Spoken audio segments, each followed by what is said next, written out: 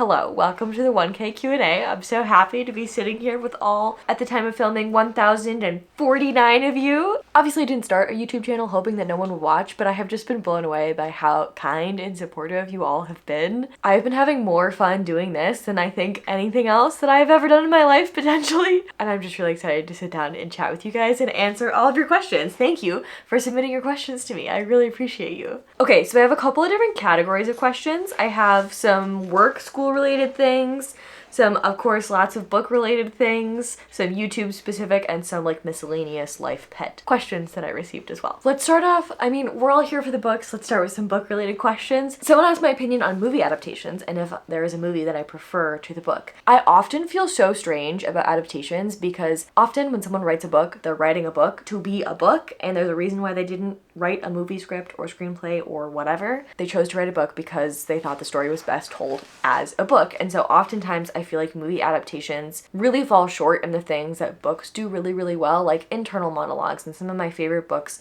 are really internal. And I feel like movies that try to do the thing that the book does really well fall short for me. What I do love is when movie adaptations take a really good book that has an interesting premise and they turn it into this incredible visual audio experience. Like with Dune, I've read not all of the first book, but I've read all of the stuff that the first movie covers. I felt like I wanted to read it as the movie came out, so I'll finish that book before the second movie comes out later this year. But something that I really liked about the Dune book was all of this internal monologue, especially with the main character's mother and the way that her actions and outward appearance were a lot different to her internal monologue. If you've read Dune, you know what I'm talking about. She has this really kind of chaotic, deeply caring internal struggle, but on the outside, she's very stoic and very non-emotional, and it creates this really interesting strength that kind of flies under the radar. Whereas in the movie, I didn't feel like that was shown because they had to show that she still cared about her son, and so she ended up being this super emotional character, which I didn't think was true to what her character was in the book, but I understand how you can't do that in the movie. That's why it worked really well as a book. But what I did love about the Dune movie is that the audio and visuals were just impeccable, and that's something that I felt like I was missing. Like I couldn't envision how vast everything was and the colors of everything and how the rooms worked. And I really did like that in the movie there were nods to things because there's so much content in the book. It's incredibly long. There's a lot of lore in it. And I liked the nods to people who had read the book, like with the bull being a statue and whatever. That's a whole backstory that we know as people who read the book. So it's basically a nod to readers without having to explain all of these side stories, if you will. That's an adaptation that I like talking about because I think it's a good example of what I like in book to movie adaptations. Even though I think the book did some things better and the movie did some things better, I think that's what a good adaptation should be. It should take the things that that medium is really good at and really play that up. Another question I got was, is there a book that you loved but would never read again? Probably A Little Life. I think it would take a lot for me to read this again, but it is absolutely incredible. I was really nervous to read this. I haven't talked about this on the internet because I don't feel like I can recommend this book to anyone because the content is just a lot. I think this is such an accurate portrayal of trauma, and I found it to be, like, I cried reading this book, but only at the moments of happiness. Something bad would happen, and then you got to see this friend group and this community doing their best to support this person, and that made me cry. And I think it's an exceptional book, and I'm glad that I read it, but I probably would not read it again because it was really triggering. I think I got everything that I needed to out of this book the first time around, and I did tab and annotate extensively. So I think I would go back and maybe look at some passages that were really impactful to me the first time around, but I don't think I would read this front to back anymore because it had some impacts on my mental health and I'm gonna take care of myself. Okay, let's do a silly question. I have both the dogs in the room, so let's talk about them. Someone wanted to know more about the dogs. Did I grow up with dogs? How I got these guys? Anything else I want to share? I will gush for literal hours about these dogs because I love them so much. So I did grow up with a dog. I'll put a picture of her up here. My family got a black lab when I was like 6 years old, so I don't really remember life before there was a dog in my life. Some of my earliest like core memories are bringing her home and playing with her, and she was just like always there in my life. And she passed away my senior year of high school, and that was really, really hard because I didn't remember life without her. She was just the best dog. She was so sweet. We grew up in a cul-de-sac and all the like neighborhood kids would love playing with Cassie. She was such a good girl. and she loved playing fetch and she loved the water. So we eventually moved out of the cul-de-sac and we moved onto a lake. She would take her tennis ball and throw it in the water and then be like, oops, I dropped it in. I guess I have to go in the water. And that was her excuse for jumping in the lake because she knew she wasn't supposed to, because then she got all wet and smelly and everything and I have to give her a bath. But she was such a good dog. I miss her a lot. And then I was hooked. I am such a huge animal lover. My mom has this saying in Portuguese, passear flores, and it basically means like a walk of flowers, kind of similar to like the, oh, only a mother's love. Basically, whenever I'm being really annoying and asking my dog if he knows how cute he is, she says that to me to be like, you're being a lot with your love for your animals.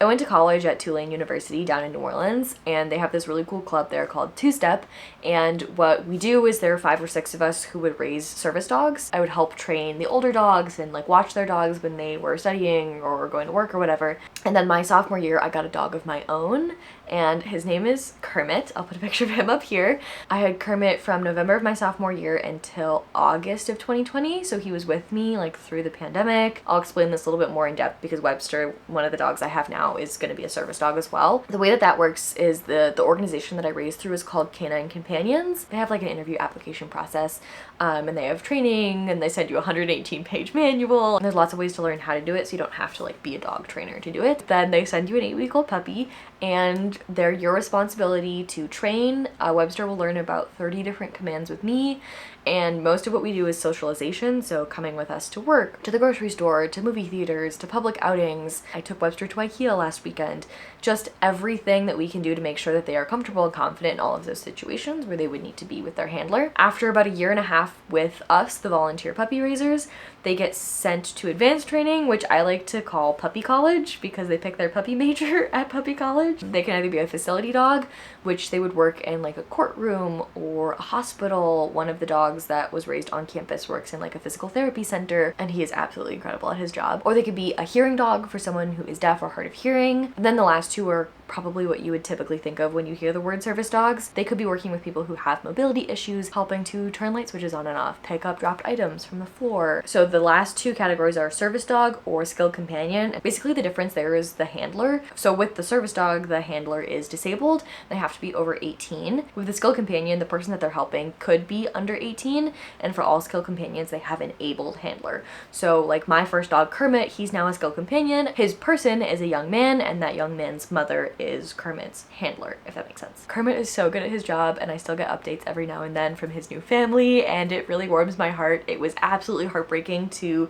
drop him off. I cried for many months because I missed him so badly. As soon as I met his new family and saw how happy he was with him, that heartbreak kind of went away, because these dogs really do choose to do that work. If they're not absolutely 100% eager, perfect, they're not going to pass as a service dog. They'll get released out of the program, and then we as puppy raisers can choose to adopt them, or like someone in our family can adopt them. So Kermit really did choose his life, and he's so happy, and I'm so happy for him, and I'm really proud of him.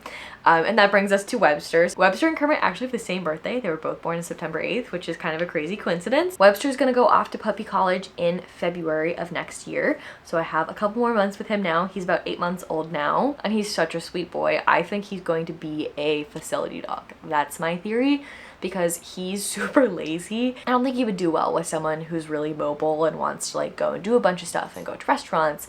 I think he really, all he wants to do is sleep all day and cuddle. I think he'd be really good in a facility, in like a courtroom. He'd be great helping someone with physical therapy. I don't know. He could get a newfound bout of energy when he goes to puppy college. We'll see. And then my actual dog, the one that is actually mine, is Sully. I'll put a picture of him here. I'm sure you guys have seen him in videos. He is my big polar bear. I rescued him when he was a puppy. The rescue thought that the puppies were being sold maybe as bait dogs and dog fighting, or maybe it was a backyard breeder. I don't know. Something sketchy was going on. He went to a rescue. I got him from the rescue. He knows I'm talking about him. He's looking at me and talking back to me. Sully is not the dog that I thought I was getting, but Sully is the dog that I needed. I love him more than anything in this world. I've been looking to adopt a dog of my own for a while, and the second I saw him, I'll show you the picture. The first picture I saw of him, I was like, yep, that is my dog. He looks a lot different now, but I was like, that's the one. So I drove down to South Carolina and met him, and it was love at first sight. He climbed into my arms. I was like, yes, this is it. This is it. You are my puppy. The rescue thought he was going to be 75 pounds. They thought he was Great Pyrenees mixed with something smaller. Turns out he's almost all Great Pyrenees, and he's a little bit of husky. Great Pyrenees are known for being lazy and independent and untrainable. Huskies are known for being super high energy and driven and a little bit crazy. Sully definitely has a lot of energy. He's very protective of me. He barks a lot. He's got his own struggles. He has anxiety. He's on Prozac. We're training. We're working through it. He's a really sweet boy. He just has some trust issues, which honestly, this dog having trauma has taught me a lot about my own trauma responses and why I do the things that I do. And I think we really understand each other. And I just love him. He's my big polar bear, and I wouldn't have it any other way. I thought I was gonna get a 75-pound lazy animal, and instead I have 100 pounds of energy, and that's life now, and I love it. In all seriousness though, he's been so much better after being on these anxiety meds. He's been on them for about 6 months now, and we're about to go back to the vet to reevaluate and see where we go from here, but he's been doing a lot better, so I hope we continue with this course of treatment. Okay, so now that I have completely talked your ear off about dogs, let's talk some more about books. Oh, I got a question of, have you ever written a story or book and thought about a plot? Would you ever want to write a book? And then people asking what genre, topic, plot. I just had this conversation with my mom, and I don't think I would ever write a book.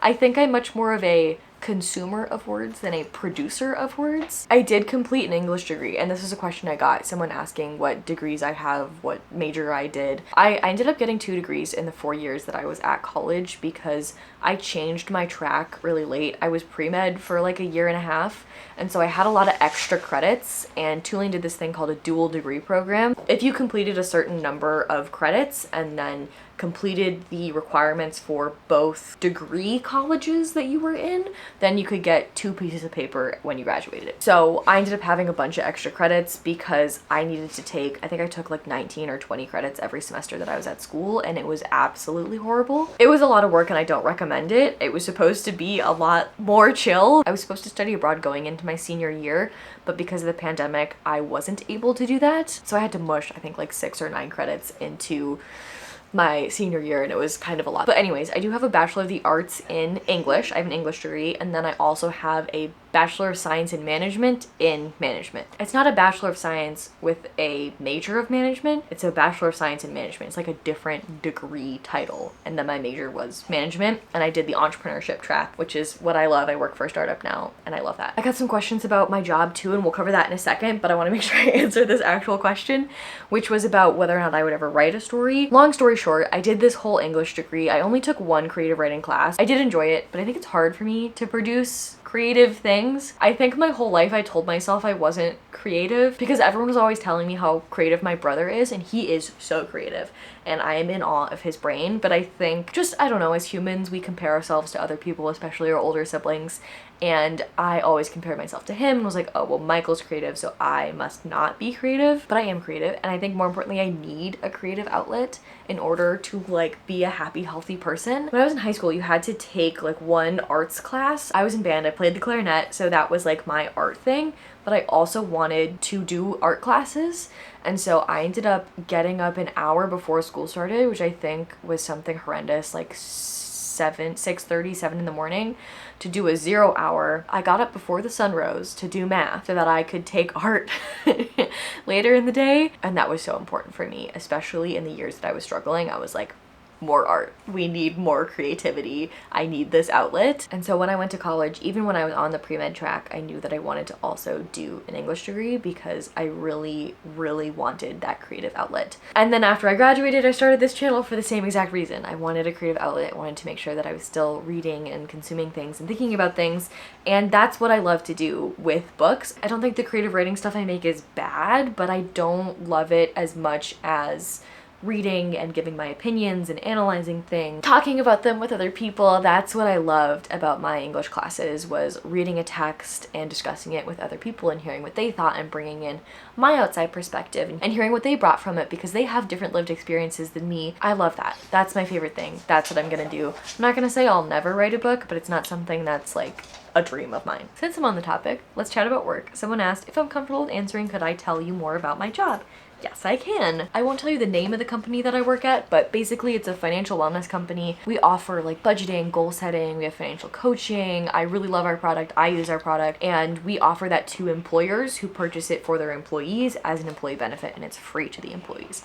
I think it's an incredible product. I knew that I wanted to work for a startup outside of college, and that's what I'm doing. There are currently 7 employees at our company, and I really, really love it. I was in a sales and marketing associate role. I'm now a marketing manager, and I'm just really loving this new role. I've been in it for a couple of months. We just hired a new person. He just started this week, actually, and I do really love working for a startup. It can be tough to have no structure, but also very freeing to have no structure. Working on things that I'm passionate about and being mission aligned with the company is really important to me, so I'm really happy with where I am. If anyone's interested in joining a startup, in working for a startup, and you are still in college or right out of college, I would recommend looking into Venture for America. It's a fellowship that I am currently in. I'm about to graduate from it.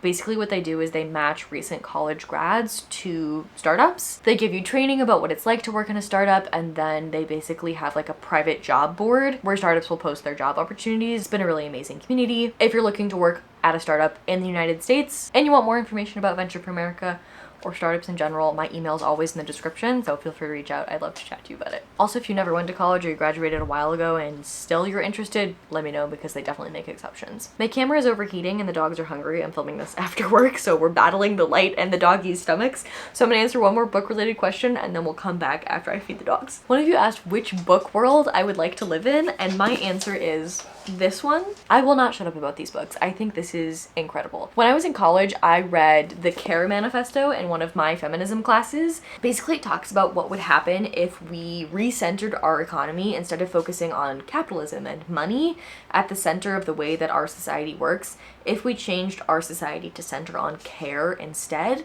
And it was absolutely mind-blowing, and I was so interested in it, but I couldn't envision a world in which that was possible until I read these books and I saw what that type of society would look like. And this isn't a utopia. Everything is not perfect, but people generally have their basic needs met because everyone is looking out for everyone else. If you ever wanted to envision what a society would look like post-capitalism, I highly encourage you to pick these up. I would love to live in this world. Like I said, it's not without its problems, but it's a lot closer to where I want to be than our world today is. And it gives me something to work towards. Sally took a nap, so maybe we'll try to sneak another one in here. A couple people asked about T. Kingfisher stuff.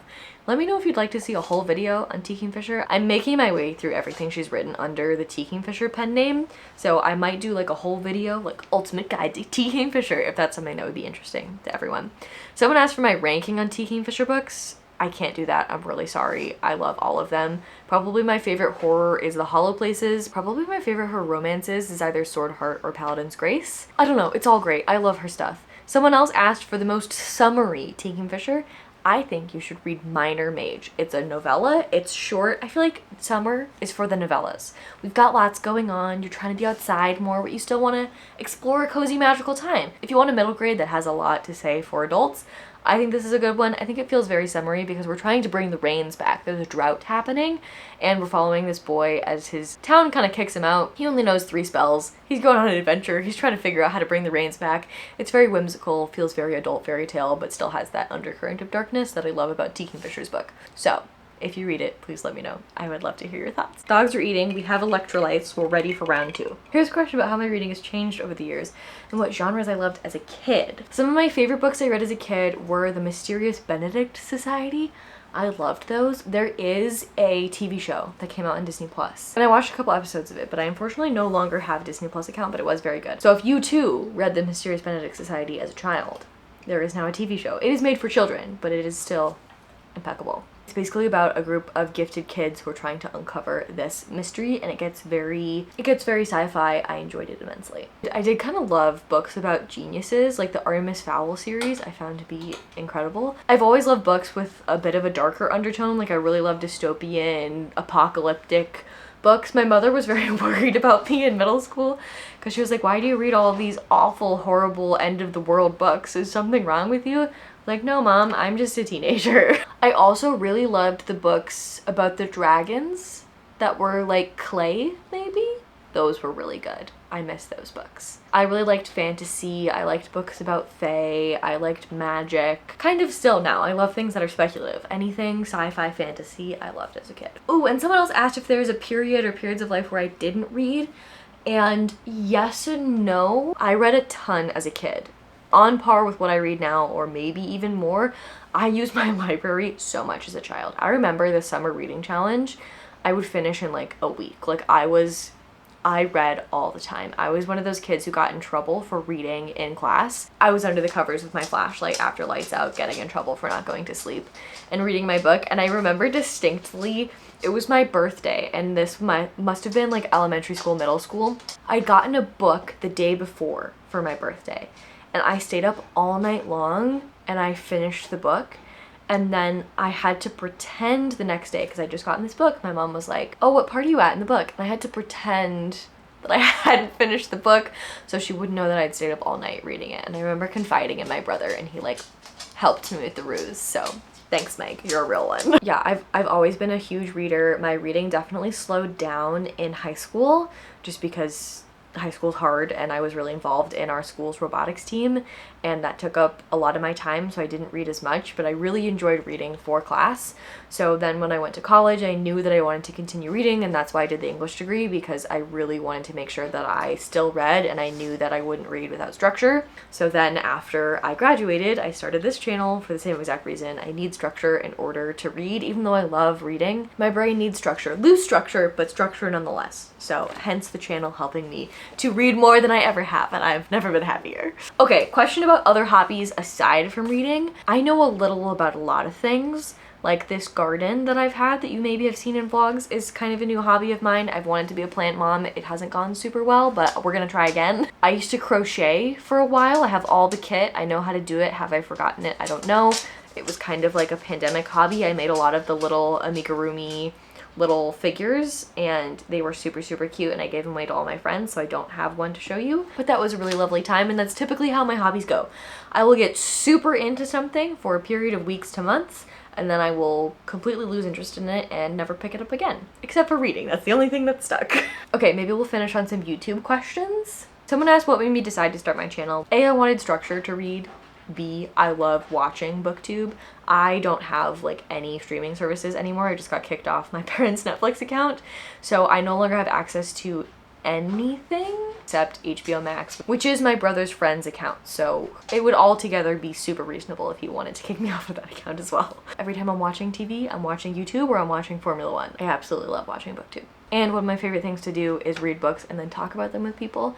And it makes a lot more sense to talk to you guys about it than to talk to my mother about it, who hasn't read the book and isn't interested in hearing what I have to say about it. I just absolutely love the community. Reading your guys' comments is my favorite part of every day. Ooh, okay, someone asked for favorite and least favorite thing about vlogging and being on YouTube. I've said this before, my favorite thing is the community. I love reading your guys' comments. I love talking about books with you. I love making new friends. I also love having these videos to look back on. I very rarely take pictures of anything, and so vlogging helps me to remember to document things. I think it's good to like live in the moment and not always be taking pictures or videos or whatever, but I also have no record of so many important things in my life because I just don't remember to take photos. So actively vlogging reminds me to be documenting things, and then I can look back on weeks of my life, and I find that to be a really enjoyable experience. And then least favorite, obviously it's very vulnerable to share your life on the internet. I'm putting a record of myself out there forever for all of the world to see, and that's obviously scary because people have different opinions and people will say things to you on the internet that they won't say to your face. But so far, Booktube has been an incredibly welcoming and kind community, so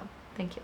The last question I'll answer, if you could do Booktube as a full-time job, would you do it? Absolutely I would. That is the dream. I would love to do this as a full-time job. Right now, the only time I ever get frustrated or discouraged with YouTube is when I don't have enough time to do it the way that I want to do it.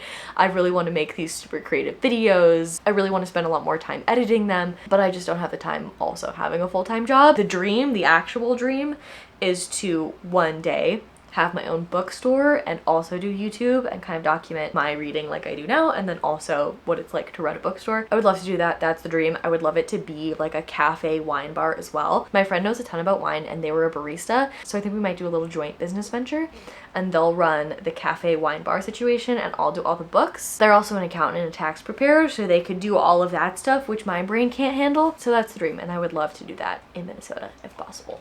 I miss Minnesota a lot. Actually, I lied. I'm gonna answer one more question, and that is the release that I'm most excited for the rest of the year. There are two. First is the second T. Kingfisher book that's coming out this year. It's called Thornhedge, and it is apparently darker than I thought it was gonna be. I thought it was gonna be along the lines of like the Minor Mage Illuminations Wizard's Guide to Defensive Baking middle grade, but apparently this is like a truly dark retelling of Sleeping Beauty, which was my favorite of the Disney movies as a child. So very excited for that to come out. T. Kingfisher's my favorite author. Super hyped about that. The second one is Vampires of El Norte by Isabel Cañas. I read The Hacienda by this author and absolutely loved it. One of my favorite horror books that I read last year. I've also been loving books about vampires, so I really think that that book is going to be an absolute home run, and that comes out in August, so I'm super excited about that as well. So sorry I couldn't just pick one, but there we go. You guys sent in so many amazing questions, so I'm sorry I did not get to all of them, but if I'm going to have this done by tomorrow, like I told you I was going to, I'm gonna need to stop filming and start editing so that I can get this up. Thank you so much for 1,000 subscribers. Thank you so much for submitting questions for me to answer. This was so fun. I loved doing this. I hope you got to get to know me a little bit more. I'd love to get to know you a little bit more, so if you want to answer any of the questions that I answered in this video, I'd love to hear your answers for any of them in the comments. That would be fun. Some of you asked really great questions that I'm actually answering in future videos, like the mid-year freakout tag, so do not worry, I will be telling you who all of my favorite booktubers are in the coming weeks. This is a bonus video, so the regularly scheduled content will be coming to you on Sunday at 11 a.m. Eastern, like it always does. So I will see you then. As the channel gets bigger, I would love to hear more about what content you would like to see. So if there's a video concept that you'd like to see me do, or a book you'd like to see me read, please let me know in the comments. I love getting suggestions from you guys. You always have the best video suggestions. Okay, that's it. Thanks for 1,000 subscribers. I'll see you on Sunday.